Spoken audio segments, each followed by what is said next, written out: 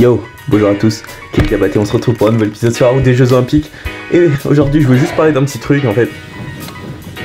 La question est comment faire pour avoir une journée productive, c'est assez simple en fait. Et je pense que beaucoup du fait d'avoir une journée productive vient tout simplement du fait d'être organisé, de savoir ce que tu vas faire quand tu te réveilles.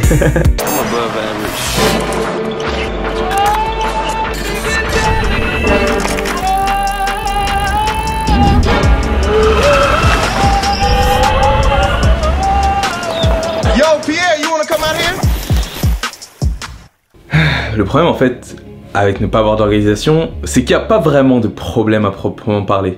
Attendez, on va ajouter un truc. Il n'y a pas vraiment de problème en fait à pas avoir de planning. Le problème en fait, c'est juste que si tu sais pas où tu vas, le chemin que tu prends n'a pas réellement d'importance. Où vous désirez vous rendre?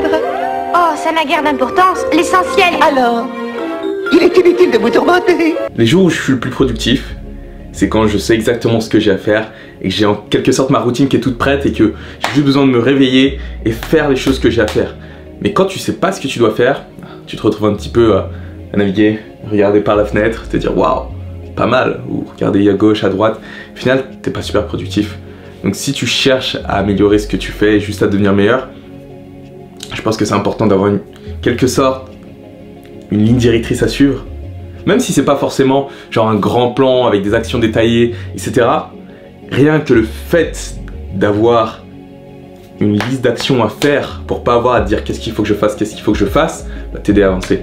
J'ai pas fait de liste hier soir, et du coup je me suis retrouvé un peu à passer ma journée dans le vent, sans parler du fait qu'il faut que je me repose étant donné que je me suis blessé. Je pense que la planification c'est important parce que à notre époque il est très aisé de perdre du temps.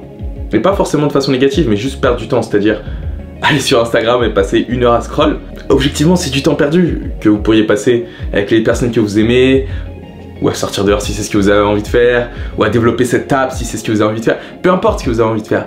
Être organisé, être discipliné, permet de commencer à vivre une vie beaucoup plus intentionnelle et beaucoup moins dirigée par ce qui est autour de vous. Et je pense que c'est peut-être le premier pas pour réussir à avoir une vie heureuse. Vivre intentionnellement.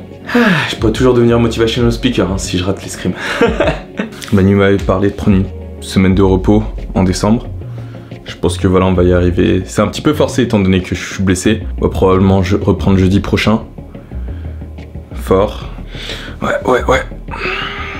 Au final, ça a servi à rien quoi. J'ai fait une semaine de repos début novembre qui a fini par devenir 3 semaines. Ensuite, j'ai fait quoi 3 semaines d'entraînement. Ensuite, j'ai arrêté. C'est vraiment ridicule. Mais là je suis blessé dans tous les cas donc c'est pas possible. Avec Manu on avait parlé de mettre une semaine de repos en décembre. Donc voilà, la prochaine ce sera en avril après, on va voir. Dans le prochain épisode de l'Olympique Vlog.